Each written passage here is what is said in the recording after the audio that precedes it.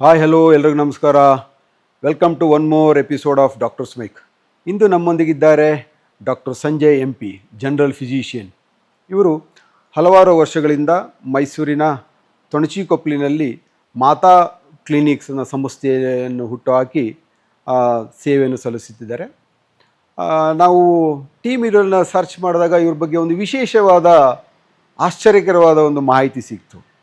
ಅಂದರೆ ರೋಗಿಗಳು ನಾವು ಡಾಕ್ಟ್ರ್ ಬಗ್ಗೆ ಹೇಗಿದ್ದಾರೆ ಡಾಕ್ಟರ್ ಸಂಜಯ್ ಅವರು ಈ ಸರೌಂಡಿಂಗಲ್ಲಿ ಅಂತ ಕೇಳಿದಾಗ ಕೆಲವು ರೋಗಿಗಳು ನಮ್ಮ ಕುಟುಂಬದ ವೈದ್ಯರು ಅಂತ ಹೇಳಿದ್ರು. ಇದು ಒಂದು ಆಶ್ಚರ್ಯಕರವಾದ ಮಾತು. ಏಕೆಂದರೆ ಒಬ್ಬ ರೋಗಿ ಮತ್ತು ಆ ಕುಟುಂಬದವರು ಒಬ್ಬ ಡಾಕ್ಟ್ರನ್ನ ನಮ್ಮ ಕುಟುಂಬದ ವೈದ್ಯರು ಅಂತ ಹೇಳೋದಂದರೆ ಇದು ಒಂಥರ ಅವರು ಮಾಡ್ತಿರೋಂಥ ವೈದ್ಯ ವೃತ್ತಿಯಲ್ಲಿ ಎಷ್ಟು ಎಥಿಕ್ಸ್ ಇದೆ ಮತ್ತು ಎಷ್ಟು ಸ್ನೇಹಪೂರ್ವಕವಾಗಿ ಇವರು ಅವರನ್ನು ಟ್ರೀಟ್ ಮಾಡ್ತಾ ಇದೆ ಅನ್ನೋದನ್ನು ಕಂಡು ಬರುತ್ತೆ.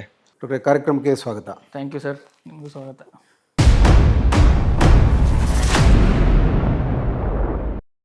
ಓಕೆ, ನೀವು ಹಲವು ವರ್ಷಗಳಿಂದ ಮೈಸೂರಿನ ತೊಣಚಿಕೊಪ್ಪಲಿನಲ್ಲಿ ನಿಮ್ಮ ಮಾತಾ ಕ್ಲಿನಿಕ್ಗಳಲ್ಲಿ ದಿನಚರಿ ಅಂದರೆ ನಿಮ್ಮ ವೈದ್ಯ ವೃತ್ತಿಯನ್ನು ಸ್ಟಾರ್ಟ್ ಮಾಡಿದ್ದೀರಿ.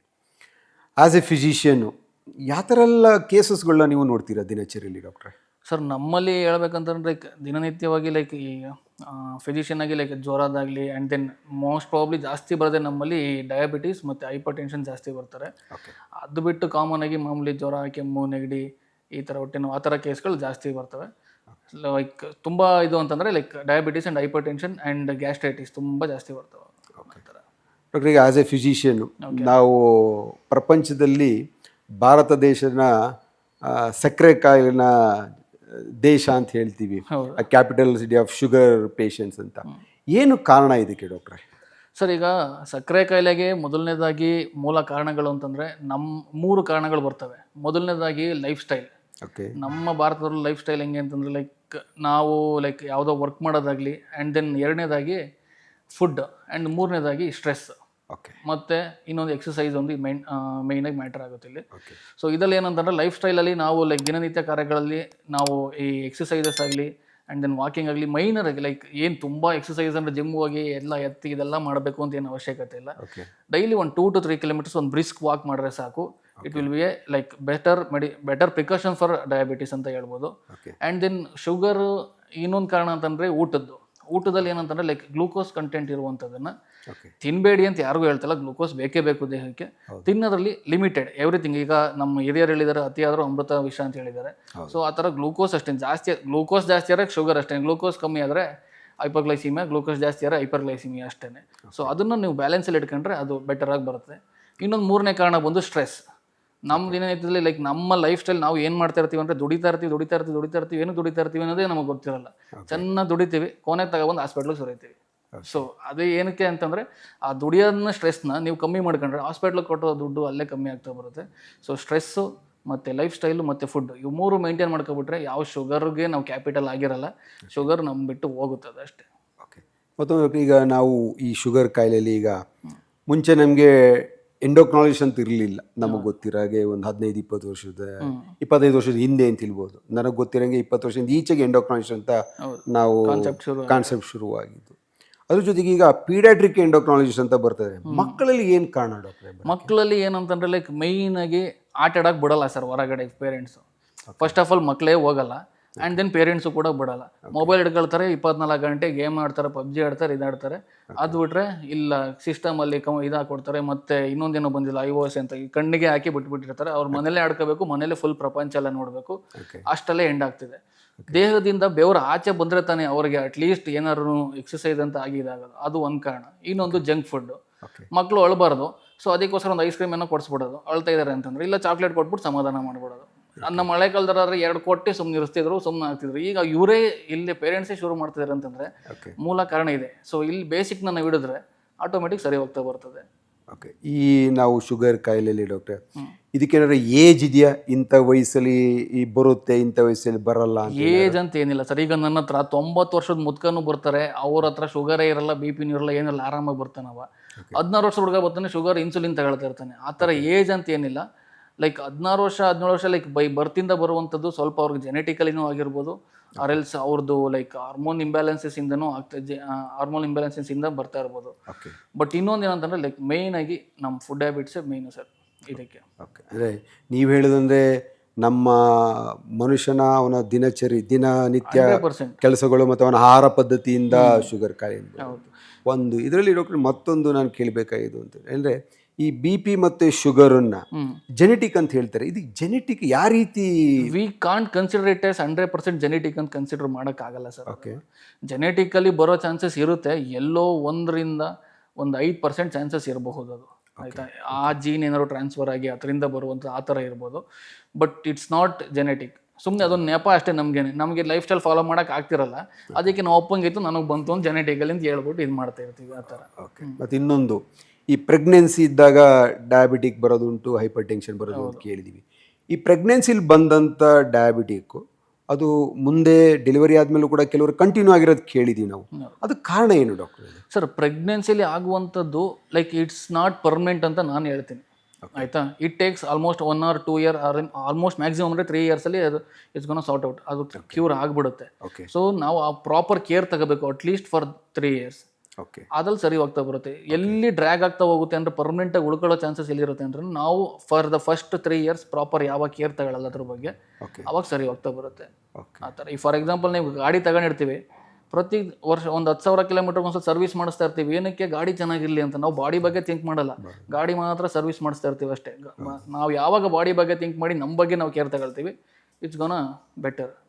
ಓಕೆ, ಈಗ ಸರ್, ಈಗ ಡಯಾಬಿಟಿಕಲ್ಲಿ ನೀವು ನೋಡ್ದಂಗೆ ನಿಮ್ಮ ಹಲವಾರು ವರ್ಷಗಳ ಅನುಭವದಲ್ಲಿ ಪ್ರಿವೆನ್ಷನ್ ಏನು ಸಿಗೋಕ್ಕೆ ಹೇಳ್ತೀರಾ? ಸರ್, ಪ್ರಿವೆನ್ಷನ್ ಅಂದರೆ ಈಗ ನಮ್ಮ ಲೈಫ್ ಸ್ಟೈಲ್ ಹೇಗಾಗಿದೆ, ಈಗ ತಿನ್ನೋದು ಬೆಳಗ್ಗೆ 7 ಗಂಟೆಗೆ ತಿನ್ನೋದು, 8 ಗಂಟೆಗೆ ತಿನ್ನೋದು ಆ ಥರ ಇರ್ತಿತ್ತು. ಈಗ ನಾವು ಹೆಂಗೆ ತಿಂತೀವಿ, ಲೈಕ್ ಆಲ್ಮೋಸ್ಟ್ 10 ಗಂಟೆಗೆ ತಿಂತೀವಿ, ಅಲ್ವಾ 11 ಗಂಟೆಗೆ ತಿಂತೀವಿ, ಇಲ್ಲ ಮಧ್ಯಾಹ್ನ ಒಂದೊಂದ್ಸಲ ಊಟನೇ ಸ್ಕಿಪ್ ಮಾಡಿಬಿಡ್ತೀವಿ, ನೈಟ್ ಊಟ ಸ್ಕಿಪ್ ಮಾಡಿಬಿಡ್ತೀವಿ, 12 ಗಂಟೆ ರಾತ್ರಿಗೆ ಹೋಗ್ತೀವಿ. ಹೋಟೆಲ್ಗಳೇ 2 ಗಂಟೆ 3 ಗಂಟೆವರೆಗೂ ಓಪನ್ ಇರುತ್ತೆ. ಸೊ ನಾವು ಹೋಗಿ 2 ಗಂಟೆ 3 ಗಂಟೆಲಿ ಊಟ ಮಾಡ್ರೆ ಅದು ನಮಗೆ ಗ್ಲೂಕೋಸ್ ಸೆಕ್ರೆಟ್ ಆದ್ಮೇಲೆ ಅದು ಆಚೆ ಹೋಗ್ಬೇಕಲ್ವಾ ಅದು. ಸೊ ನಿಮ್ಮ ಬಾಡಿಲೇ ಗ್ಲೂಕೋಸ್ ಜಾಸ್ತಿ ಗ್ಲೂಕೋಸ್ ಇಂಟಾಲರೆನ್ಸ್ ಅಂತ ಕರಿತೀವಿ. ಆ ಗ್ಲೂಕೋಸ್ ಜಾಸ್ತಿ ಆಗಿ ನಮ್ಮ ಡಯಾಬಿಟಿಸ್ ಕಂಟ್ರೋಲ್ ಸಿಗಲ್ಲ, ಆ ಥರ ಆಗ್ತಾ ಬರ್ತದೆ. ಆ್ಯಂಡ್ ದೆನ್ ಅದೇ ಸಿಂಪಲ್ ಆಗಿ ಡೈಲಿ ಏನು ಬೇಡಿ ಸರ್, ಇವನೇ ದಂಡೆ ಎತ್ಕೊಂಡು ಫುಲ್ ಎಕ್ಸಸೈಸ್ ಮಾಡಿ 25,000 40,000 ಕೊಟ್ಟು ಜಿಮ್ಮಿಗೆ ಸೇರ್ಕೊಂಡು ಮಾಡೋ ಅವಶ್ಯಕತೆನೇ ಇಲ್ಲ. ಸಿಂಪಲ್ ಆಗಿ ಎದ್ದೇಳಪ್ಪ, 1-3 ಕಿಲೋಮೀಟರ್ ವಾಕ್ ಮಾಡಪ್ಪ. ನೀನೇನು ಹಂಗಂತ ಓಡೋದು ಬೇಕಾಗಿಲ್ಲ, just 3 kilometre brisk walk, slow ಆಗಿ ನಡ್ಕೊಂಡು ಸ್ವೆಟ್ ಆಚೆ ಬರಬೇಕು. ಒಬ್ಬೊಬ್ರು ವಾಕ್ ಅಂತಂದ್ರೆ ಹೆಂಗೆ ಅದನ್ನೇ ದೊಡ್ಡದು ಮಾಡ್ಕೊಬಿಡ್ತಾರೆ, ಫ್ರೆಂಡ್ಸ್ನೆಲ್ಲ ಹಾಕೊಳ್ಳೋದು, ಇನ್ನು ಫುಲ್ ಜೊತೆ ಮಾತಾಡ್ಕೊಂಡು ನಗಾಡ್ಕೊಂಡು ಹೋಗಿ ಆ ಥರ ಏನು ಬೇಡಿ, ಯಾರ ಜೊತೆನೂ ಮಾತಾಡಬೇಡಿ. ಸಿಂಪಲ್ಲಾಗಿ ಒಬ್ಬರೇ ಹೋಗಿ ಬನ್ನಿ, 3 ಕಿಲೋಮೀಟರ್ ನೀಟಾಗಿ ಮುಗಿಯುತ್ತೆ. ಅಷ್ಟಲ್ಲಿ ಒಂದು ½1 hour to 1 hour time spend ಮಾಡಿದ್ರೆ ಸಾಕು ಸರ್, ಅದ್ರಲ್ಲಿ ಸರಿ ಹೋಗ್ತಾ ಬರ್ತದೆ. ಅದೊಂದು ಮೇಯ್ನ್ ಆಗಿ. ಮತ್ತು ಸ್ಟ್ರೆಸ್ ಮಾಡ್ಕೋಬಾರ್ದು. ಸ್ಟ್ರೆಸ್ ಅದೊಂದೇ ಕಾರಣ. ಅದೊಂದು ಸ್ಟ್ರೆಸ್ ಕಮ್ಮಿ ಮಾಡಿ. ಈಗ ಫಾರ್ ಎಕ್ಸಾಂಪಲ್ ನಮ್ಮ ರಿಲೇಟಿವ್ ಒಬ್ರು ಇದ್ದಾರೆ, ಅವ್ರು ಹೆಂಗೆ ಅಂತಂದ್ರೆ ನಾನೇ ಅವ್ರಿಗೆ ಮೆಡಿಸಿನ್ ಕೊಡ್ತಾ ಇರೋದು. ಆ್ಯಂಡ್ ದೆನ್ ಅವ್ರ business actually is into business. ನಾನೇ ಮೆಡಿಸಿನ್ ಕೊಡ್ತಾಯಿದ್ದೀನಿ ಅವ್ರಿಗೆ ತುಂಬ ದಿನದಿಂದ. ಅವ್ರೇನು ಮಾಡ್ತಾರೆ, ಯಾವ್ದಾದ್ರು ದುಡ್ಡು ಬಂದಾಗ ಶುಗರು ನಾರ್ಮಲ್ ಇರುತ್ತೆ ಅವ್ರಿಗೆ, ದುಡ್ಡು ಏನಾದ್ರು ಲಾಸ್ ಆಗ್ಬಿಟ್ಟಾಗ ಶುಗರ್ ಜಾಸ್ತಿ ಆಗ್ಬಿಡೋದು. ಶುಗರ್ ಜಾಸ್ತಿ ನಂಗೆ ಹೋಗೋ ಬರೋ ಅಂತಾನೆ ಮಾತಾಡಿ, ಶುಗರ್ ಜಾಸ್ತಿ ಆಗ್ಬಿಟ್ಟೈತೆ ಕಣೋ ಅಂತಾರೆ. ಇರೋ ನಿನ್ಗೆ ಯಾವ್ದೋ ದುಡ್ಡು ಬರಲಿ ಫಸ್ಟ್ ಸರಿ ಹೋಗ್ತೀನಿ. ನಾನು ಫೋನ್ ಮಾಡಿ, ಈಗ ದುಡ್ಡು ಬಂತ, ಈಗ ಚೆಕ್ ಮಾಡ್ತೀವಿ ಶುಗರ್ ನಾರ್ಮಲ್. ಅದೇ ಮನುಷ್ಯ, ಅದೇ ಡಾಕ್ಟ್ರು, ಅದೇ ಮಾತ್ರೆ. ದುಡ್ಡು ಬಂದಾಗ ಶುಗರ್ ನಾರ್ಮಲ್ ಇರ್ತದೆ, ದುಡ್ಡು ಇಲ್ದಾಗ ಶುಗರ್ ಜಾಸ್ತಿ ಆಗುತ್ತೆ ಅಂದರೆ it's all depends on is mind set. ಆ ಸ್ಟ್ರೆಸ್ ಕಮ್ಮಿ ಮಾಡ್ಕೊಂಡ್ರೆ ಆಟೋಮೆಟಿಕ್ ಸರಿ ಹೋಗ್ತಾ ಹೋಗೋದು. ಓಕೆ, ಈ ಡಯಾಬಿಟಿಕ್ ಕಾಯಿಲೆಯಿಂದ ಬೇರೆ ಯಾವುದೆಲ್ಲ ಪರಿಣಾಮ ದೇಹಕ್ಕೆ ಬೀಳ್ಬೋದು ಸರ್? ಈಗ ಡಯಾಬಿಟಿಕ್ ಕಾರಣದಿಂದ ಏನಂತಂದರೆ ಲೈಕ್ ನಮಗೆ ಸಿಂಪ್ಟಮೆಟಿಕ್ಕಾಗಿ ಏನಾಗ್ಬೋದು ಅಂತಂದರೆ, ಈಗ ಪದೇ ಯೂರಿನ್ ಹೋಗುವಂಥದ್ದು. ಆ್ಯಂಡ್ ದೆನ್ ಈ ಯೂರಾಲಜಿಗೆ ಸಂಬಂಧಪಟ್ಟಂತೆ ಈಗ ಮೂತ್ರದ ಇದರಲ್ಲಿ ಇನ್ಫೆಕ್ಷನ್ ಆಗುವಂಥದ್ದು, ಕಿಡ್ನಿ ಪ್ರಾಬ್ಲಮ್ ಆಗುವಂಥದ್ದು. ಈಗ ಗ್ಲೂಕೋಸ್ ಇಂಟಾಲರೆನ್ಸ್ ಆದಾಗ ಕಿಡ್ನಿ ಪ್ರಾಬ್ಲಮ್ ಆಗೇ ಆಗುತ್ತೆ. ಆ್ಯಂಡ್ ದೆನ್ ಇನ್ನೊಂದು ಯಾವ ಥರ ಆಗ್ಬೋದು ಅಂತಂದರೆ ಲೈಕ್ ಇದಕ್ಕಿದ್ದಂಗೆ ಸಣ್ಣ ಆಗುವಂಥದ್ದು, ಮತ್ತು ವೆಯ್ಟ್ ಲಾಸ್ ಆಗುವಂಥದ್ದು. ಗ್ರ್ಯಾಜುವಲ್ ಆಗಲ್ಲ, ಇಮಿಡಿಯೇಟ್ ವೆಯ್ಟ್ ಲಾಸ್ ಆಗ್ತಾ ಬರ್ತಾರೆ. ಆ್ಯಂಡ್ ದೆನ್ ಯಾವುದೇ ಕೆಲಸ ಮಾಡೋಕ್ಕೆ ಮನಸ್ಸು ಬರಲ್ಲ, ಸುಮ್ಮನೆ ಸುಸ್ತಾಗುವಂಥದ್ದು, ಸುಮ್ಮನೆ ಮಲಗುವ ಅಂತ ಅನ್ಸೋದು, ಆ ಥರದ್ದೆಲ್ಲ ಬರ್ತಾ ಇರ್ತದೆ. ಸೊ ಒನ್ಸ್ ಈ ಶುಗರ್ ಜಾಸ್ತಿ ಆದಾಗ ನಾವು ಮೆಡಿಕೇಶನ್ಸ್ ಕೊಡ್ತೀವಿ, ಅವನು ಕಂಟ್ರೋಲ್ ಇರಲ್ಲ. ಮಾತ್ರೆ ತಗೊಳ್ತಾ ಇದ್ದೀನಲ್ಲ ಬಿಡು, ನಾನು ಹೆಂಗೆ ಬೇಕಾದ್ರೂ ಇರ್ಬೋದು, ಆ ಥರ ಮೈಂಡ್ ಸೆಟಲ್ಲಿ ಇರ್ತಾರೆ. ಸೊ ಆ ಮಾತ್ರೆ ತಗೊಳ್ತಾ ಇರೋದು ಮಾತ್ರೆಯಿಂದನೂ ಎಫೆಕ್ಟ್ ಆಗೇ ಆಗುತ್ತೆ 100%. If it is 60 years old ಆಗಿದ್ರೆ, ತಾತಾಗಿದೆ ಇನ್ನೊಂದು 20 ವರ್ಷ 25 ವರ್ಷ ಬರ್ಬೋದು, ತಗೋತಾತ ನುಂಗು ಅಂತ ಇದು ಮಾಡ್ಬೋದು. ಈ 25 ವರ್ಷದವನಿಗೆ ಶುಗರ್ ಬಂತು ಅಂತಂದರೆ ಅವನು ಮಾತ್ರೆ ಕೊಡಿದ್ರೆ ಅವ್ನು ಇನ್ನೊಂದು 30 ವರ್ಷ ಮಾತ್ರೆ ತಗೊಳ್ತಾನೆ. ಮಾತ್ರೆ ತಗೊಂಡಾಗ ಅಲ್ಲಿ ಎಫೆಕ್ಟ್ ಬಿದ್ದೇ ಬೀಳ್ತದೆ. ಮತ್ತೆ ಆ ಕಿಡ್ನಿ ರೆಡಿ ಮಾಡೋದಕ್ಕೆ ಇನ್ನೊಂದು ಇದು ಮಾಡಬೇಕು.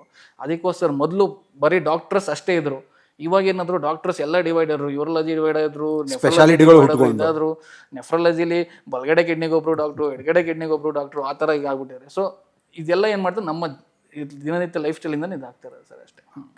ಸರ್ ಈಗ ಶುಗರ್ ಆದಮೇಲೆ ಆ್ಯಸ್ ಎ ಫಿಸಿಷಿಯನ್ ನೆಕ್ಸ್ಟ್ ನಾವು ಬಿ ಪಿಗೆ ಬರ್ತೀವಿ, ಹೈಪರ್ ಟೆನ್ಷನ್ ಅಂತ ಹೇಳ್ತೀವಿ. ಬಿ ಪಿ ಬರಲಿಕ್ಕೆ ಮುಖ್ಯ ಕಾರಣ ಏನು ಡಾಕ್ಟ್ರೆ? ಸರ್ ಬಿ ಪಿ ಬರಲಿಕ್ಕೆ ಅಂತಂದರೆ ಲೈಕ್ ಯೂಶಲಿ ನಮ್ಮದು ಬ್ಯಾಡ್ ಹ್ಯಾಬಿಟ್ಸ್ ಇರುತ್ತೆ, ಡ್ರಿಂಕ್ಸು, ಸ್ಮೋಕು. ಓಕೆ, ಹಂಗಂತ ಡ್ರಿಂಕ್ಸು ಸ್ಮೋಕ್ ಮಾಡದೇ ಇರೋರಿಗೆ ಬರಲ್ಲ ಅಂತಲ್ಲ, ಅವ್ರಿಗೂ ಬಂದೇ ಬರುತ್ತೆ. ಸೊ ಈ ಆಯಿಲಿ ಫುಡ್ ಬರುತ್ತಲ್ಲ, ಈ ಸರ್ ಈಗ ಬ್ಲಡ್ ಸರ್ಕ್ಯುಲೇಷನ್ ಆಗ್ತಾ ಇರುತ್ತೆ. ಬಿ ಪಿ ಅಂದರೆ ಸಿಂಪಲ್ ಆಗಿ ಹೇಳ್ಬಿಡ್ತೀನಿ, ಬ್ಲಡ್ ಪ್ರೆಷರ್. ಅದು ಬ್ಲಡ್ ಸರ್ಕ್ಯುಲೇಷನ್ ಅಂದರೆ ಈ ಥರ ಬ್ಲಡ್ ವೈನ್ಸ್ ಇರುತ್ತೆ, ಒಳಗಡೆ ಬ್ಲಡ್ ಪಾಸ್ ಆಗೋದ್ರೆ ಈ ಸೈಜ್ ಇರುತ್ತೆ. ಅದು ಒನ್ಸ್ ನಮ್ಮದು ಫುಡ್ ಹ್ಯಾಬಿಟ್ಸ್ ಯಾವಾಗ ಈ ಆಯಿಲಿ ಫುಡ್ ಆಗಲಿ ಆ್ಯಂಡ್ ದೆನ್ ಈ ಸ್ಮೋಕು, ಡ್ರಿಂಕ್ಸು ಆ್ಯಂಡ್ ದೆನ್ ಪೊಲ್ಯೂಷನಿಂದನೂ ಆಗ್ಬೋದು.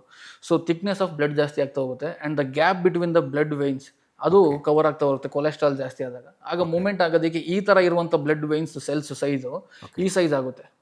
ಆಗೇನಾಗುತ್ತೆ, ಮೂಮೆಂಟ್ ಆಗೋದು ಕಷ್ಟ ಆಗುತ್ತೆ. ಅದು ದ ಪ್ರೆಷರ್ ಇನ್ ದ ಬ್ಲಡ್ಡಲ್ಲಿ ಪ್ರೆಷರ್ ಕ್ರಿಯೇಟ್ ಆಗುತ್ತೆ, movement, that is call blood pressure ಅಷ್ಟೇ. So it completely depends on ನಮ್ಮ ಇದರಿಂದ. ಆ ಫ್ಯಾಟ್ನ ಬರ್ನ್ ಮಾಡಬೇಕು, ಆ ಕೊಲೆಸ್ಟ್ರಾಲ್ನ ಬರ್ನ್ ಮಾಡಬೇಕು ಅಂತಂದರೆ ಬೆವರು ಆಚೆ ಬರಬೇಕು ಸರ್. ಬೆವರು ಆಚೆ ಬರಬೇಕು ಅಂತಂದರೆ ಸುತ್ತ ಬಾಗ್ಲು ಹಾಕೊಂಡು ವಿತೌಟ್ ಫ್ಯಾನ್ ಕೂತ್ಕೊಂಡು ನಾವು ಬೆವರು ಬರ್ತಿದೆ ಅಂದರೆ ದಟ್ಸ್ ಆ ಬೆವರಲ್ಲ, ಅದು ಜಸ್ಟ್ ನಮ್ಮ ಇದು ಅಡಿಪೋಸ್ಟ್ ಇಶ್ಯೂಯಿಂದ ಬರ್ತಾ ಇರುತ್ತೆ ಅಷ್ಟೇ. ಒನ್ಸ್ ಫುಲ್ ಅದು ಕೊಲೆಸ್ಟ್ರಾಲ್ ಬರ್ನ್ ಆಗಬೇಕು ಅಂತಂದರೆ ನಾವು ಎಕ್ಸಸೈಸ್ ಮಾಡಿ ಬರುವಂಥದ್ದು ಮಾಡಬೇಕು. ಆ್ಯಂಡ್ ಆಕ್ಟಿವಿಟೀಸ್ ಇರಬೇಕು, ಆ್ಯಕ್ಟಿವಿಟೀಸ್ ಇರಲೇಬೇಕು. ಆ್ಯಂಡ್ ದೆನ್ ಜಂಕ್ ಫುಡ್ಡು ಮತ್ತು ಸ್ಮೋಕು, ಡ್ರಿಂಕ್ಸು ಕಂಪ್ಲೀಟಾಗಿ ಅವಾಯ್ಡ್ ಮಾಡಬೇಕು ಸರ್. ಜಂಕ್ ಫುಡ್ ಈಗ ನಾನು ತಿಂತೀನಿ, ನೀವು ತಿಂತಾರೆ, ಎಲ್ಲರೂ ತಿಂತಾರೆ. ಲೈಕ್ ಹೆಂಗೆ ಅಂತಂದರೆ ಊಟಕ್ಕೆ ಉಪ್ಪಿನಕಾಯಿ ಥರ ಇರಬೇಕು ಅದು ಜಂಕ್ ಫುಡ್ಡು. ಈಗ ಉಪ್ಪಿನಕಾಯಿನೇ ಊಟ ಮಾಡ್ಕೊ ತಿನ್ಕೊಂಡ್ರೆ ಅವ್ನು ಬೆಳಗ್ಗೆ ಅಡ್ಮಿಟ್ ಆಗ್ತಾನೆ ಅಷ್ಟೇ. ಸೊ ತಿನ್ನಲಿ, 15 ದಿನಕ್ಕೋ ತಿಂಗಳಿಗೋ ತಿನ್ನಲಿ, ಯಾರು ತಿನ್ನಬೇಡಿ ಅಂದರೆ ಯಾವನೂ ಇರಲ್ಲ, ಈಗ ತಿಂತಾರೆ. ಸೊ 1 ಮಂತ್ ಅಥವಾ 15 ಡೇಸ್ ಒಂದ್ಸಲ ತಿನ್ನಲಿ, ಅದಕ್ಕೆ ಮೇಂಟೈನ್ ಮಾಡ್ಕೋಬೇಕಷ್ಟೇ. ಆ ಥರ ಮಾಡ್ಕೊಂಡ್ರೆ it will be best to control B P. ಈಗ ಬಿ ಪಿಲಿ ಡಾಕ್ಟ್ರೆ high B P, low B P ಅಂತ ಹೇಳ್ತೀವಿ. ಈಗ ಹೈ ಬಿ ಪಿಗೆ ನೀವು ಮೆಡಿಕೇಶನ್ ಕೊಟ್ಟು ಕಂಟ್ರೋಲ್ ಮಾಡ್ತೀರಾ.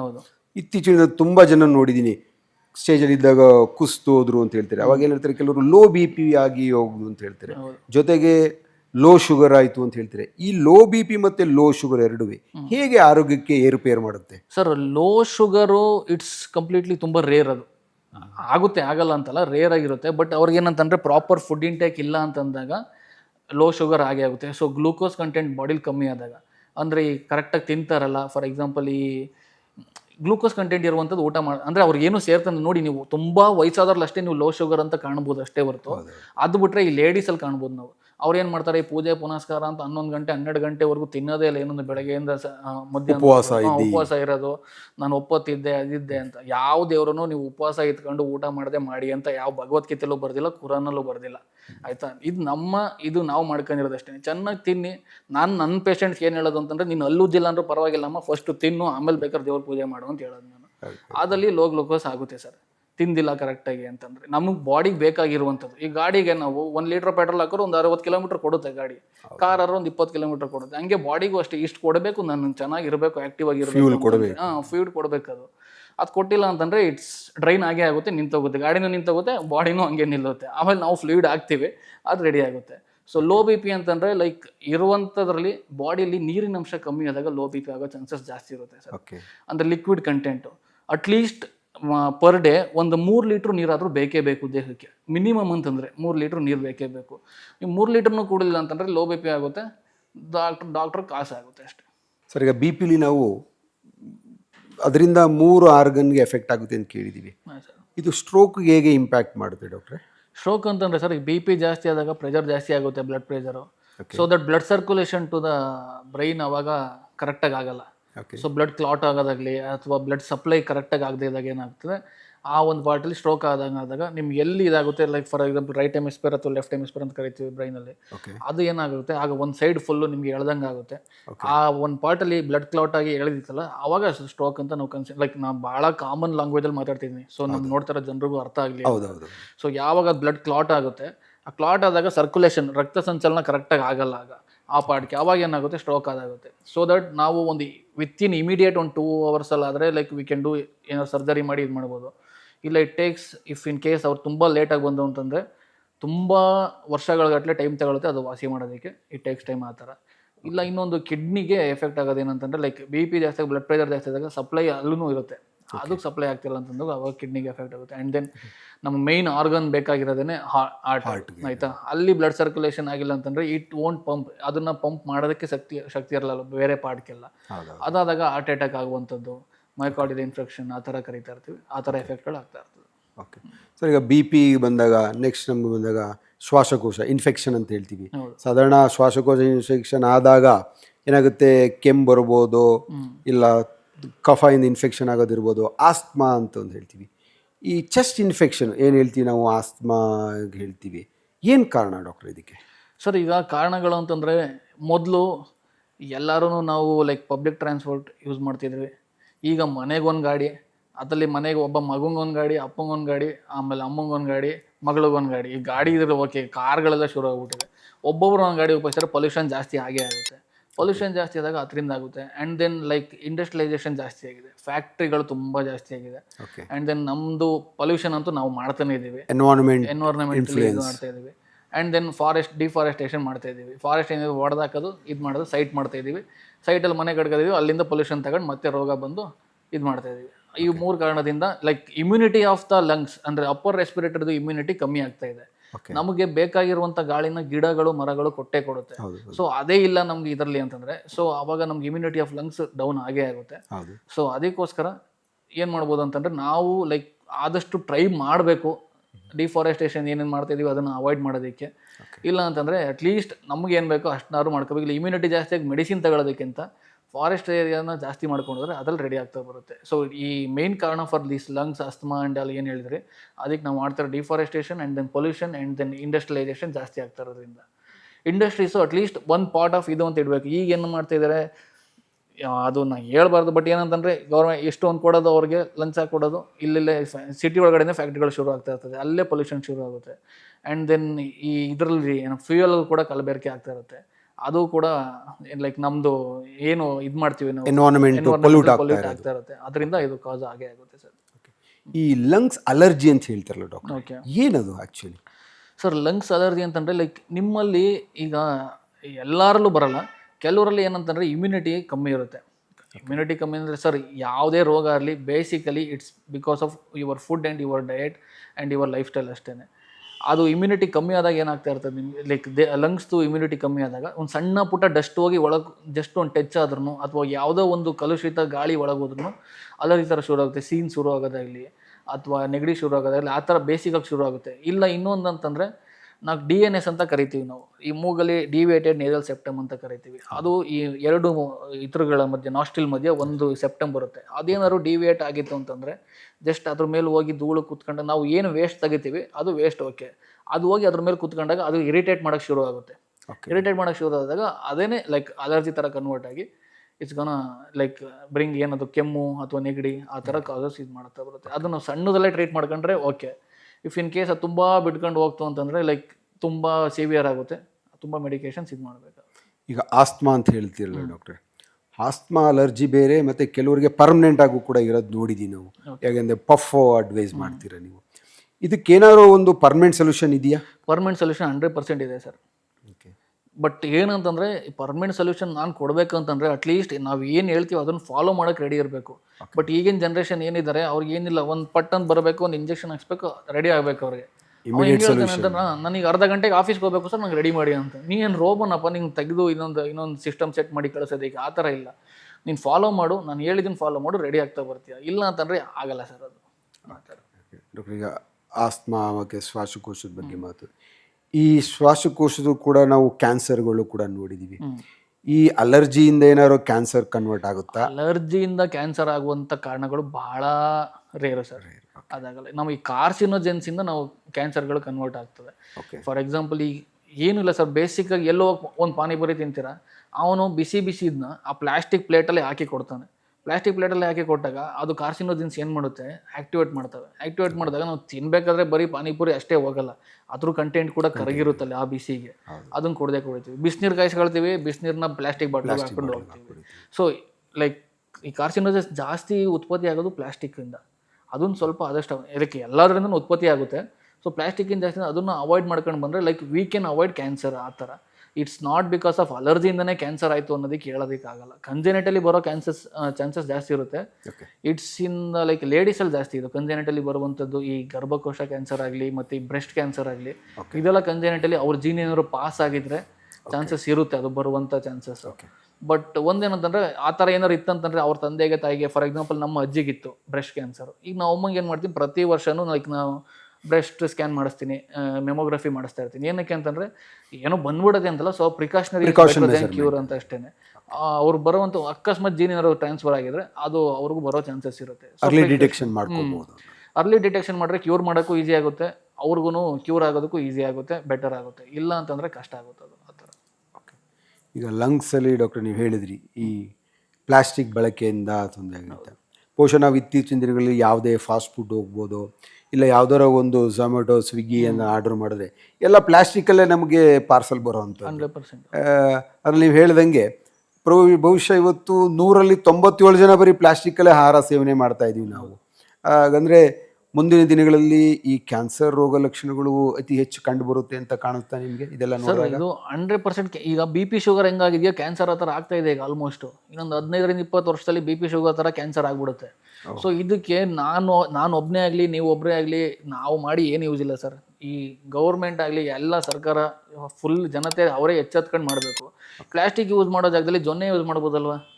ಈ ಎಲೆದು ಕವರ್ಸ್ ಬರ್ತದೆ, ಒಂದು 20-25 ವರ್ಷದಿಂದ ಎಲ್ಲ ಬಳಸ್ತಿದ್ರು. ನಮ್ಮ ತಾತ ಮುತ್ತಾತದರು ಯಾವ ಹಾಸ್ಪಿಟ್ಲ್ ಇರಲಿಲ್ಲ, ಏನಿರಲಿಲ್ಲ, 100 ವರ್ಷ 105 ವರ್ಷ 110 ವರ್ಷ ಬದುಕ್ತಿದ್ರು. ನಮ್ಗೆ ಹೇಳಿದ್ನಲ್ಲ, ನಮ್ಮ ಪ್ರತಿಯೊಂದು ಅದೇ ರೈಟ್ ಕಿಡ್ನಿ ಲೆಫ್ಟ್ ಕಿಡ್ನಿ ಅಲ್ಗೊಂದು ಡಾಕ್ಟ್ರು, ಲಿವರ್ಗೊಬ್ರು ಡಾಕ್ಟ್ರು, ಇದಕ್ಕೆಲ್ಲ ಡಾಕ್ಟ್ರ್ ಇದ್ರು ಮ್ಯಾಕ್ಸಿಮಮ್ 60 ಹೊಡೆದ್ರೆ ಗ್ರೇಟ್ ಅಂತಾರೆ. ಈಗ 60 ವರ್ಷ ಅದನ್ನೇ ಸಾಕು ಗ್ರೇಟ್ ಅಂತ ಇರ್ತಾರೆ. ಏನಕ್ಕೆ ಅಂತಂದ್ರೆ ನಮ್ಮ ಲೈಫ್ ಸ್ಟೈಲ್ ಆ ಥರ ಇದೆ. ಸೊ ಈಗ ಪ್ಲಾಸ್ಟಿಕ್ ಯೂಸ್ ಮಾಡ್ಬೋದು, ನಾವು ಜೊನ್ನೆ ಯೂಸ್ ಮಾಡ್ಬೋದು. ಪ್ಲಾಸ್ಟಿಕ್ ಪ್ಲೇಟ್ ಯೂಸ್ ಮಾಡ್ತೀವಿ ಮದುವೆಗಳಲ್ಲಿ, ಅದ್ರ ಬದಲು ಎಲೆನೇ ಇಡ್ರಪ್ಪ, ಅದು ನಿಮ್ಗೆ ಖರ್ಚು ಕಮ್ಮಿ. ಅಡಿಕೆ ಎಲೆನಾರು ಇಡ್ಬೋದು, ಬಾಳೆ ಎಲೆನೇ ಹಾಕಿ, ಅದ್ರಲ್ಲಿ ಏನಂತೆ ಖರ್ಚು ಕಡಿಮೆ ಆಗುತ್ತೆ. ಅಂಡ್ ದೆನ್ ಪೊಲ್ಯೂಷನ್ ಫ್ರೀ ಆಗ್ತಾ ಬರ್ತದೆ. ಸೊ ಅದು ಡಿಗ್ರೇಡೇಬಲ್ ಕೂಡ. ನೀವು ಹೋಗಿ ಅದನ್ನ ಡಿಸ್ಕಾರ್ಡ್ ಮಾಡಿದ್ರು ಅದು ಕೊಳೆಯಲ್ಲ, ಏನು ನೀಟಾಗಿ ಕೊಳ್ತು ಅದು ಬಯೋಡಿಗ್ರೇಡೇಬಲ್ ಆಗುತ್ತೆ, ನೀಟಾಗಿ ವಾಸಿ ಆಗ್ತದೆ, ಗೊಬ್ಬರ ತರನೂ ಆಗುತ್ತೆ. ಹೌದು. ಇನ್ನು 100 ವರ್ಷ ಆಗ್ಬಿಟ್ರು ಪ್ಲಾಸ್ಟಿಕ್ ಆಗೇ ಇರುತ್ತೆ. ಅದು ಮತ್ತೆ ಕನ್ವರ್ಟ್ ಮಾಡ್ಬೋದು ಅಷ್ಟೇ ಹೊರತು ಮತ್ತೆ ಬೇರೆ ಪ್ರಾಡಕ್ಟ್ ಆಗಿ ಪ್ಲಾಸ್ಟಿಕ್ನ ನಾವು ನಾಶ ಮಾಡೋಕ್ಕಾಗಲ್ಲ. ನೆಕ್ಸ್ಟ್ ಬಂದರೆ ಅಬ್ಡಮನ್ ಸ್ಟಮಕ್ ಗ್ಯಾಸ್ಟ್ರಿಟಿಕ್ ಅಂತ ಹೇಳ್ತೀವಿ. ಯಾಕೆಂದರೆ ಇವತ್ತು 10 ಜನದಲ್ಲಿ 7 ಜನ ಇವತ್ತು ಗ್ಯಾಸ್ಟ್ರಿಟಿಕ್ ಟ್ಯಾಬ್ಲೆಟ್ ತಗೋತಾರೆ ಅಂತ ಹೇಳ್ತೀವಿ. ನೀವು ಆ್ಯಸ್ ಎ ಫಿಸಿಷಿಯನ್ ಇಷ್ಟು ವರ್ಷಗಳು ನೀವು ದಿನಕ್ಕೆ ಎಷ್ಟು ಜನ ನೀವು ಗ್ಯಾಸ್ಟ್ರಿಕ್ ಪೇಷಂಟ್ ನೋಡ್ತೀರಾ? ಸರ್ ಬರೋರೆಲ್ಲ ಆಲ್ಮೋಸ್ಟ್ ಗ್ಯಾಸ್ಟ್ರಿಕ್ ಅವರೇ ಇರ್ತಾರೆ ಸರ್. ಅವ್ನು ಜ್ವರದಲ್ಲಿ ಬಂತು ಅಂತಂದ್ರು ಜ್ವರದ ಮಾತ್ರೆ ಕೊಟ್ಟರೆ ಸರ್ ನಂಗೆ ಒಂದು ಗ್ಯಾಸ್ಟ್ರಿಕ್ ಮಾತ್ರೆ ಕೊಟ್ಬಿಡಿ, ನಂಗೆ ಗ್ಯಾಸ್ಟ್ರಿಕ್ ಆಗುತ್ತೆ. ಅವ್ನು ಏನೇ ಒಂದು ಇದಕ್ಕೆ ಬಂದಿದ್ರು ಅವ್ನು ಗ್ಯಾಸ್ಟ್ರಿಕ್ ಮಾತ್ರೆ ಕೊಟ್ಬಿಡಿ, ಅವ್ನು ಗ್ಯಾಸ್ಟ್ರಿಕ್ ಮಾತ್ರೆ ಕೊಟ್ಬಿಡಿ ಅಂತ ಹೇಳ್ತಾರೆ. ಏನಕ್ಕೆ ಅಂತಂದರೆ ನಮ್ಮ ಲೈಫ್ ಸ್ಟೈಲೇ ಆಗ್ಬಿಟ್ಟಿದೆ ಸರ್. ಸುಮ್ಮನೆ ಬೇಕಾಬಿಟ್ಟು ತಿನ್ನೋದು ಆ ಥರ ಇರ್ತದೆ. ಆ್ಯಂಡ್ ದೆನ್ ನಮ್ಮ ಈ ಇಂಟೆಸ್ಟೈನ್ ಕೆಪಾಸಿಟಿನೇ ಕಮ್ಮಿ ಆಗಿಬಿಟ್ಟಿರುತ್ತೆ. ಫಾರ್ ಎಕ್ಸಾಂಪಲ್ ಏನಂತಂದರೆ ಲೈಕ್ ಈಗ ಒಂದು ಗ್ರೈಂಡಿಂಗ್ ಮಷಿನ್ಗೆ ನೀವು ಅಟ್ಲೀಸ್ಟ್ ದಿನಕ್ಕೆ ಒಂದು 10 ಸಲ ಹಾಕ್ಬಿಟ್ಟು ಗ್ರೈಂಡ್ ಮಾಡ್ತಾಯಿದ್ರೆ ಸರಿ. ಬೆಳಗ್ಗೆ ಸಂಜೆವರೆಗೂ ಗ್ರೈಂಡ್ ಮಾಡ್ತಾನೆ ಇದ್ರೆ ಅವನು ಏನು ಮಾಡ್ಬೋದು, ಅದು ಅಕ್ಕಿನ ಗ್ರೈಂಡ್ ಮಾಡ್ಬೋದು, ಇದನ್ನ ಗ್ರೈಂಡ್ ಮಾಡ್ಬೋದು. ನೀವು ಕಾಯಿ ಕಂಟ ಹಾಕಿದ್ರೆ ಗ್ರೈಂಡ್ ಮಾಡೋಕ್ಕಾಗಲ್ಲ ಅದು. ಸೊ ಅದು ಎಷ್ಟು ಕೆಪಾಸಿಟಿ ಇರುತ್ತೋ ಅಷ್ಟು ಮಾತ್ರ ತಿನ್ಬೇಕಪ್ಪ. ನೀನು ಎಷ್ಟು ಇದಿರುತ್ತೋ ಅಷ್ಟು ಮಾತ್ರ ಹಾಕ್ಬೇಕು. ಅದು ಬಿಟ್ಟು ಚೆನ್ನಾಗಿ ನೀ ಕೊಟ್ಟು ತಿಂತಾ ಇದ್ರೆ. ಕಾಫಿ ಟೀ ಕುಡಿತಾರೆ ಒಬ್ಬೊಬ್ರು. ಕಾಫಿ ಟೀ ಏನಂತ ಕುಡಿಲಿ, ಬೇಡ ಅಂತ ಹೇಳಲ್ಲ. ಈ ಕೆಫೀನ್ ಇರುತ್ತೆ, ಅವ್ರಿಗೂ ಸ್ವಲ್ಪ ರಿಲ್ಯಾಕ್ಸ್ ಅನಿಸುತ್ತೆ, okay. Coffee tea okay, 1 times 2 times okay day. ಅವ್ರು ಏನಂತಂದರೆ ಒಂದೊಂದು ಕಪ್ ತಗೊಳ್ಳೋದು ಒಂದು 20 ಸಲ ಕುಡಿತಾರೆ ದಿನಕ್ಕೆ. ಅದಾದಾಗ ಏನಾಗ್ತದೆ, ನಮ್ಮ ಈಸೋಫೇಗಸ್ ಫುಡ್ ಪೈಪ್ ಬರುತ್ತಲ್ಲ, ಅದು ನಮಗೆ ಜಠರಕ್ಕೆ ಹೋಗುತ್ತೆ, ಹಿಂಗೆಲ್ಲ ಹೋಗುತ್ತೆ. ಅದೆಲ್ಲ ಸುಟ್ಕೊಂಡು ಹೋಗುತ್ತೆ. ಅದು ಅಲ್ಲೂ ಇದಾಗೇ ಆಗುತ್ತದೆ, ಗ್ಯಾಸ್ಟ್ರಿಕ್ ಜಾಸ್ತಿ ಆಗುತ್ತೆ. ಆ್ಯಂಡ್ ದೆನ್ ಫುಡ್ ಹ್ಯಾಬಿಟ್ಸ್ ಹೇಳೋದಲ್ಲ, ಒಬ್ಬರು ವರ್ಕ್ ಮಾಡೋದು 8 ಗಂಟೆಗೆ ತಿನ್ನೋ ತಿಂಡಿನ ಮಧ್ಯಾಹ್ನ 11 ಗಂಟೆ ಯಾರೋ ತಿಂತಾ ಇರ್ತಾರೆ. ನಾನು ಹೇಳ್ತಾ ಇದ್ದೀನಿ, ನಾನು ಪೇಷಂಟ್ ಇತ್ತು ಅಂದ್ರೆ ನಾನು ಯೂಸಲಿ ಒಂದೊಂದ್ಸಲ 11 ಗಂಟೆ ಆಗ್ಬಿಡುತ್ತೆ, ಒಂದೊಂದ್ಸಲ 3 ಗಂಟೆ 4 ಗಂಟೆ ಆಗ್ಬಿಡುತ್ತೆ. ಸೊ ಫುಡ್ಡು ಕರೆಕ್ಟಾಗಿ ಮಾಡಲಿ ಸರ್. ಎಂಥದೇ ಗ್ಯಾಸ್ಟ್ರಿಕ್ ಇರಲಿ ಸರ್, ಕ್ಯೂರ್ ಮಾಡ್ಬೋದು. ನಾನು ಹೇಳ್ತೀನಿ, ಮೇಯ್ನಾಗಿ ಸಿಂಪಲ್ ಟೆಕ್ನಿಕ್ ಹೇಳ್ಕೊಡ್ತೀನಿ ಸರ್ ಗ್ಯಾಸ್ಟ್ರಿಕ್ ಇದು ಮಾಡೋದಕ್ಕೆ. ಬೆಳಗ್ಗೆ 8 ತಿಂಡಿ ಮಾಡಪ್ಪ, ಮಧ್ಯಾಹ್ನ 1 ಊಟ ಮಾಡಿ, ರಾತ್ರಿ 8 ಊಟ ಮಾಡು. ಕಾಫಿ ಟೀ ಅವಾಯ್ಡ್ ಮಾಡು. ರಾತ್ರಿ ಮಲಗುವಾಗ 1 ಗ್ಲಾಸ್ ತಣ್ಣಗಿರೋ ಹಾಲು ಕುಡಿ, ಫುಲ್ ಕೋಲ್ಡ್ ಹಾಲು. ಬೆಳಗ್ಗೆ ಕಾಯಿಸಲಿ, ಮತ್ತೆ ರಾತ್ರಿ ಏನೋ ಕಾಯಿಸೋ ಅವಶ್ಯಕತೆನೇ ಇಲ್ಲ. 1 ಗ್ಲಾಸ್ ಹಾಲು ಕುಡಿಲಿ, ಫುಲ್ ಕ್ಯೂರ್ ಆಗ್ತದೆ ಗ್ಯಾಸ್ಟ್ರಿಕ್ಕು. ಅವನು ಫಾಲೋ ಮಾಡಬೇಕಿದ್ನ.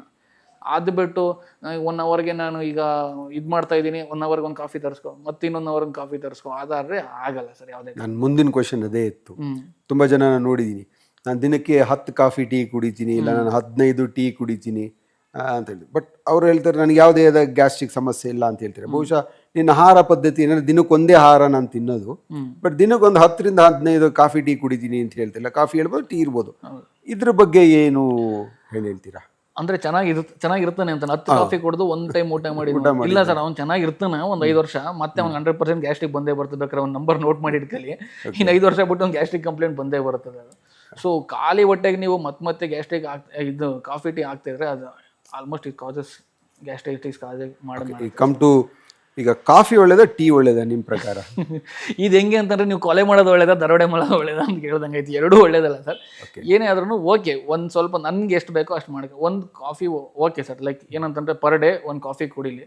ಹಂಗಂತ ಕಾಫಿ ಅಂದ್ರೆ ನಾನು ಏನೋ ವಿಷ ಅದು ಅಂತ ಹೇಳ್ತಾ ಇಲ್ಲ, ಕುಡೀಲಿ. ಅದನ್ನ ಎಷ್ಟು ಲಿಮಿಟೆಡ್ ಇರಬೇಕು ಅಷ್ಟೇ. 1 ಡೇ ಅಥವಾ 2 times A day is okay. ಅಂದರೆ ಕೆಫೀನ್ ಇರುತ್ತೆ, ನಮಗೂ ಸ್ವಲ್ಪ ರಿಲ್ಯಾಕ್ಸ್ ಆಗುತ್ತೆ ಅದರಿಂದ, ಆ ಥರ ಆಗ್ತದೆ. ಆ್ಯಂಡ್ ದೆನ್ ಟೀ ಕುಡಿದ್ರೆ ಏನಾಗ್ತದೆ, ನಮ್ಮ ಬಾಡಿನೂ ಸ್ವಲ್ಪ ತಂಪು, ಅಂದರೆ ಹೀಟ್ ಅಂತಾರೆ, ಅದು ಹೀಟ್ ಅಲ್ಲ ಟೀ ಆ್ಯಕ್ಚುಲಿ, ಅದು ಬಾಡಿನೂ ತಂಪು ಮಾಡುತ್ತೆ.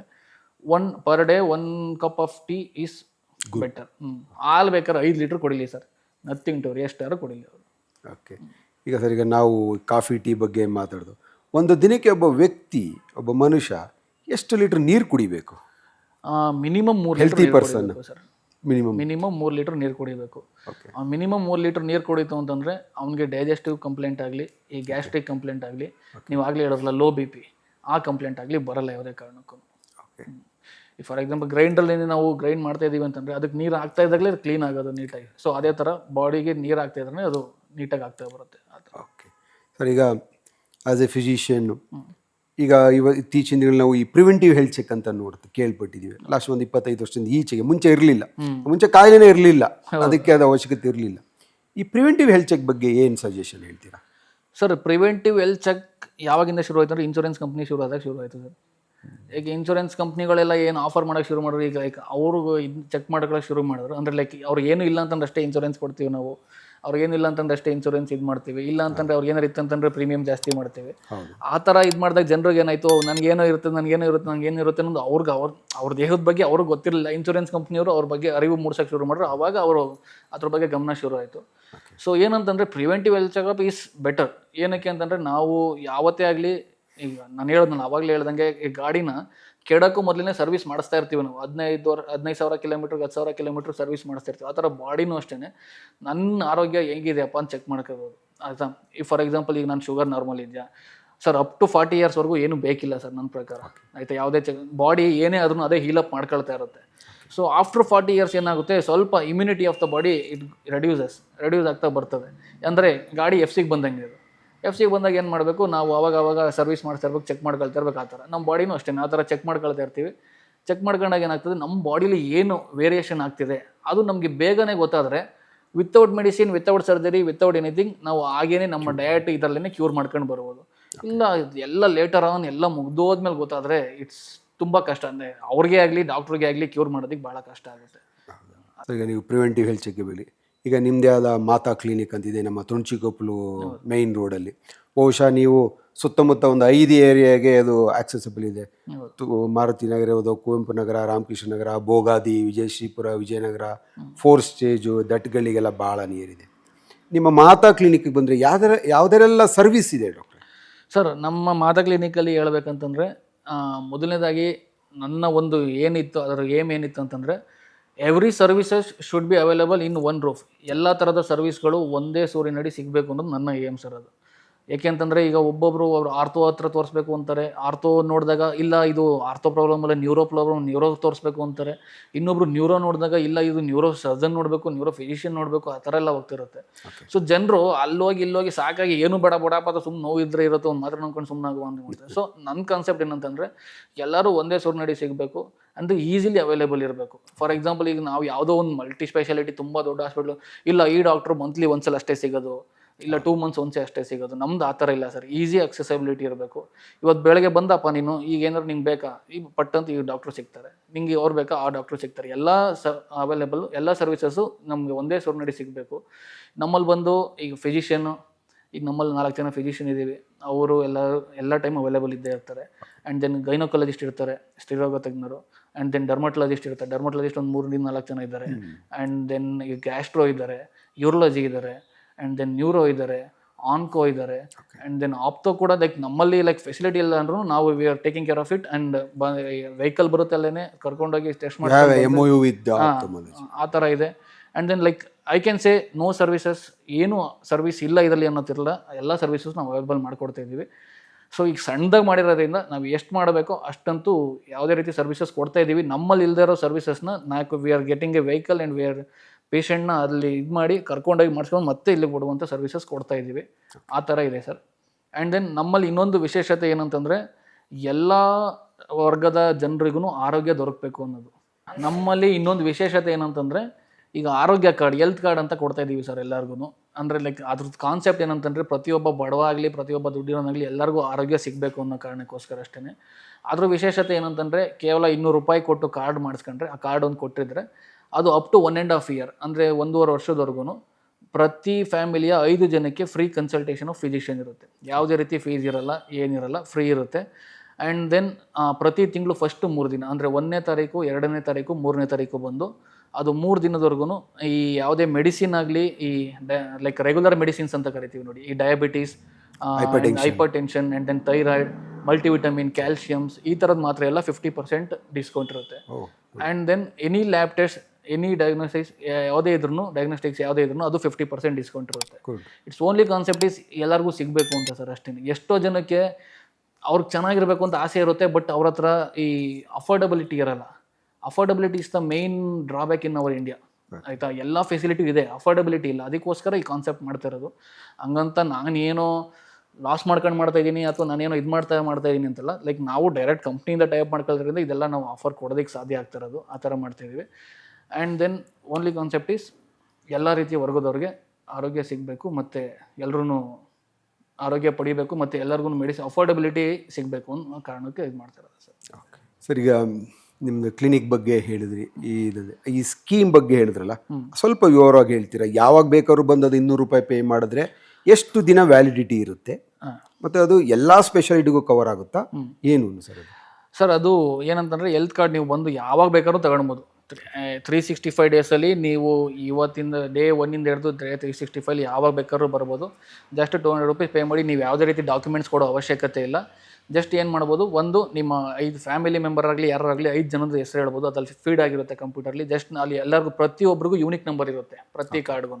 ಅವ್ರು ಜಸ್ಟ್ ಬರೋದು ಯೂನಿಕ್ ಕಾರ್ಡ್ ನಂಬರ್ ಅದು ಹೇಳಿದ್ರೆ ಸಾಕು, ಕಾರ್ಡ್ ಕೊಡ್ತೀವಿ. 200 ರೂಪೀಸ್ ಕೊಟ್ಟು 5 ಮೆಂಬರ್ಸ್ ನೇಮ್ಸ್ ಹೇಳಿದ್ರೆ ನಾವು ಕಾರ್ಡ್ ಕೊಡ್ತೀವಿ. ಆ ಕಾರ್ಡ್ ಇಟ್ಕೊಂಡಿದ್ರೆ ಓನ್ಲಿ ಫಾರ್ ಫಿಸಿಷಿಯನ್ಗೆ ಅಪ್ ಟು 1.5 year ಅಂದರೆ 18 ತಿಂಗಳು ಪೂರ ಯಾವುದೇ ರೀತಿ ಫ್ರೀ ಕನ್ಸಲ್ಟೇಷನ್ ಎಷ್ಟೇ ಸಲ ಬಂದ್ರೂ there will be free of consultation, no fees, nothing. ಆಯ್ತು, ಅವ್ರು ಎಷ್ಟು ಸಲಿಗೆ ಬಂದ್ರೂ ಏನು ಸಮಸ್ಯೆ ಇಲ್ಲ, ಯಾವತ್ತು ಬಂದ್ರೂ ಏನು ಸಮಸ್ಯೆ ಇಲ್ಲ. ಆ್ಯಂಡ್ ದೆನ್ ಆ ಕಾರ್ಡ್ ಇರುವಂಥವ್ರಿಗೆ ಹೇಳೋದ್ನಲ್ಲ, ಯಾವುದೇ ರೀತಿ ಈ BP tablet, sugar tablet, thyroid tablet and calcium tablet ಏನೇ ಇದ್ರೂ ಕಂಪ್ಲೀಟ್ 50% ಡಿಸ್ಕೌಂಟ್ ಇದ್ದೇ ಇರುತ್ತೆ ಅದರಲ್ಲಿ. ಆ್ಯಂಡ್ ದೆನ್ ಈ ಯಾವುದೇ ಲ್ಯಾಬ್ ಟೆಸ್ಟ್ ಆಗಲಿ ಆ್ಯಂಡ್ ದೆನ್ ಡಯಾಗ್ನೋಸ್ಟಿಕ್ಸ್ ಆಗಲಿ ಅದನ್ನು 50% ಡಿಸ್ಕೌಂಟ್ ಇದ್ದೇ ಇರುತ್ತೆ first 3 days of every month. ನಾವು ಏನಕ್ಕೆ ಪ್ರತಿದಿನ ಮಾಡೋಕ್ಕಾಗ್ತಿಲ್ಲ ಅಂತಂದರೆ ಕ್ರೌಡ್ ಇದು ಮಾಡೋಕ್ಕಾಗಲ್ಲ. ಆ್ಯಂಡ್ ದೆನ್ ಇದು ಮಾಡ್ತಂತಂದ್ರೂ ಫಸ್ಟ್ 3 days ಅಂತೂ ಇದ್ದೇ ಇರುತ್ತೆ.